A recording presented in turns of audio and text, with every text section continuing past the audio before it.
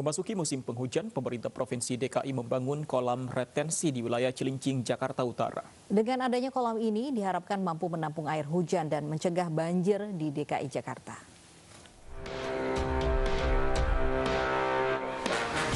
Pihak Kelurahan Sukapura bersama Suku Dinas Sumber Daya Air Kecamatan Cilincing, Jakarta Utara tengah mengerjakan pembuatan kolam retensi di sisi Jalan Raya Cakung Cilincing arah Tanjung Priok. Fungsi utama kolam ini adalah guna menampung air hujan saat curah hujan sedang tinggi. Memiliki kedalaman 5 meter, kolam ini diharapkan dapat mencegah terjadinya banjir di Jalan Raya Cakung Cilincing dan juga di permukaan warga Sukapura. Air yang tertampung di kolam ini nantinya akan dialirkan ke Kali Cakung melalui selokan air. Yang dari Jalan Cakung Cilincing itu larinya ke situ. Kalaupun itu nanti penuh, kita sudah mempersiapkan got yang menyambung ke kayu tinggi atau perbatasan Cakung Barat dengan Selain kolam retensi di Sukapura, Pemprov DKI juga tengah membangun kolam olakan di wilayah Kelapa Gading. Dengan adanya kolam-kolam ini diharapkan mampu meminimalisir banjir yang biasa terjadi di Jakarta Utara. Dari Jakarta, Vendra Kurniawan, iNews melaporkan. Ya, pemirsa, Suku Dinas Sumber Daya Air Jakarta Utara membangun kolam retensi yang dapat menjadi solusi mengantisipasi banjir ketika hujan berintensitas tinggi. Untuk mengetahui kondisi terkini, kita bergabung dengan Vito Erlangga di Cilincing, Jakarta Utara. Selamat siang, Vito. Sudah sejauh mana proses pembangunan saat ini? Ya, selamat siang Fandi dan Lovi. Dapat kami laporkan jika berdasarkan keterangan dari petugas PPJU Sudin SDA Jakarta Utara, pihaknya sendiri mengatakan dari total 4 hari pengerjaan sejak dimulai groundbreaking pada tanggal 28 Januari, saat ini untuk progres pembangunan mencapai baru sekitar 20%. Dan dapat Anda lihat di layar kaca Anda saat ini untuk proses pembangunan kolam retensi ini masih dilakukan oleh Sudin SDA Jakarta Utara, yang mana saat ini Sudin SDA saat ini tengah fokus dalam mengumpulkan serta mencacah material batu, yang mana nantinya material batu ini digunakan untuk menjadi turap dari kolam retensi ini. Kemudian kolam retensi ini rencananya akan dibangun seluas 20 kali 12 meter dengan kedalaman 270 cm. Kemudian nantinya kolam retensi ini juga akan dibangun lebih tinggi sekitar 30 cm dari permukaan jalan yang berada tepat di samping kolam retensi ini. Kemudian nantinya kolam retensi ini berdasarkan keterangan dari petugas Sudin SDA mengatakan bahwa nantinya kolam retensi ini akan difungsikan menjadi tempat penampungan air sementara, yang mana jika hujan tiba atau hujan dengan intensitas tinggi tiba, kemudian air akan ditampung dalam kolam retensi ini dan nantinya akan dialirkan ke sejumlah titik, yaitu antaranya adalah ke Kali Cakung yang lokasinya berjarak sekitar 50 meter dari tempat di mana saat ini kami melaporkan.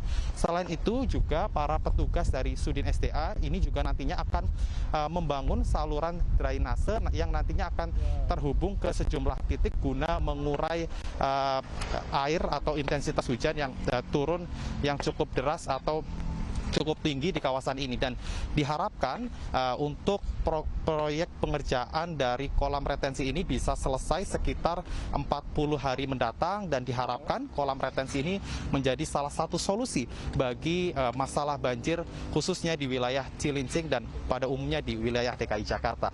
Kembali ke Anda. Baik, terima kasih Vito Erlangga melaporkan langsung dari Cilincing, Jakarta Utara. Pemirsa, Jalan Layang Tanjung Barat dan Lenteng Agung di Jakarta Selatan dibuka untuk uji coba. Uji coba dimulai hari ini dan akan berlangsung selama 3 hari ke depan. Uji coba Jalan Layang Tapal Kuda hari ini berlangsung dari jam 8 pagi hingga jam 9 malam. Untuk hari selanjutnya hingga 2 hari ke depan, uji coba dimulai pada jam 6 pagi hingga jam 9 malam. Kedua jalan layang dirancang seperti tapal kuda yang saling membelakangi. Selain berfungsi mengurai kemacetan di sekitar Tanjung Barat, Lenteng Agung, jalan layang ini juga bertujuan menekan kecelakaan lalu lintas dengan kereta api. Untuk mempercantik lingkungan, Pemprov DKI juga mengecat warna-warni genteng rumah warga di sekitar Jalan Layang Tapal Kuda. Berbagai warna dan tematik menarik menghiasi ratusan atap rumah warga. Pengecatan atap rumah dilakukan berdasarkan arahan Gubernur DKI Jakarta Anies Baswedan untuk memperindah kawasan pemukiman di Jalan Layang Tapal Kuda.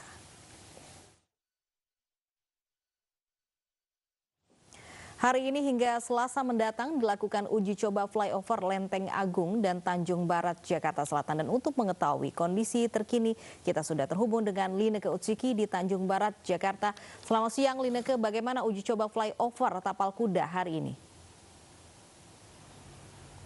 Lofi, Fandi dan juga pemirsa, pada hari pertama fase uji coba jalan layang non-tol Tanjung Barat dan juga Lenteng Agung, pantauan kami sejak tadi pagi sudah banyak pengendara kendaraan bermotor maupun pesepeda yang melintas menggunakan kedua jalan layang non-tol ataupun flyover ini. Ketika kita berbicara mengenai fungsi ataupun tujuan dari pembangunan kedua jalan layang, yakni untuk mengurai kemacetan ataupun simpul kepadatan yang kerap terjadi di perlintasan kereta api Tanjung Barat maupun Lenteng Agung, memang saat ini belum dapat diukur efektivitasnya mengingat ini adalah hari Minggu, aktivitas tidak terlalu padat. Tetapi ketika kita berbicara mengenai tujuan ataupun salah satu fungsi pembangunan dari flyover yakni untuk meminimalisir kecelakaan lalu lintas yang kerap terjadi di perputaran arah balik, ini yang kemudian menjadi perhatian kami karena dari pandangan mata kami di sini sangat minim sekali informasi ataupun papan pengumuman berkaitan dengan operasional dari kedua jalan layang, mulai dari periodik waktu, kemudian juga ini beberapa ratus meter seharusnya sudah ada papan pengumuman yang menunjukkan berkaitan dengan operasional. Karena tadi cukup banyak begitu pengendara-kendaraan bermotor yang berhenti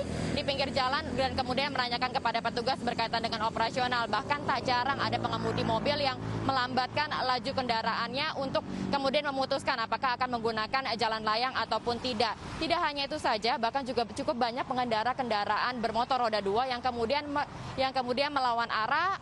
Ini baik yang mereka sudah menggunakan jalan layang maupun mereka yang berada di jalur bawah ini kemudian saling melawan arah berputar balik. Ini yang kemudian menjadi perhatian kami karena justru fungsi utama ataupun tujuan dari pembangunan jalan layang ini justru dikhawatirkan apabila tidak adanya pengetatan ataupun seperti penempatan dari traffic cone ataupun beton-beton ini justru dapat membahayakan dan juga menimbulkan kecelakaan lalu lintas. Berkaitan dengan fase uji coba ini akan diberlakukan selama 3 hari dengan periode waktu yang berbeda. Khusus untuk hari ini di tanggal 31 Januari 2021 ini dimulai sejak pukul 8 pagi hingga dengan pukul 9 malam. Sementara esok pada tanggal 1 hingga dengan 2 Februari ini akan dimulai sejak pukul 6 pagi hingga dengan pukul 9 malam. Usai dari fase uji coba tentunya akan dilakukan oleh Pemprov DKI Jakarta beserta instansi terkait adalah melakukan evaluasi untuk melihat bagian-bagian mana saja yang perlu perbaikan ataupun yang mana yang perlu disempurnakan sehingga untuk menambah kenyamanan dan juga keselamatan bagi para pengguna jalan. Kembali ke Fandi dan juga Lofi.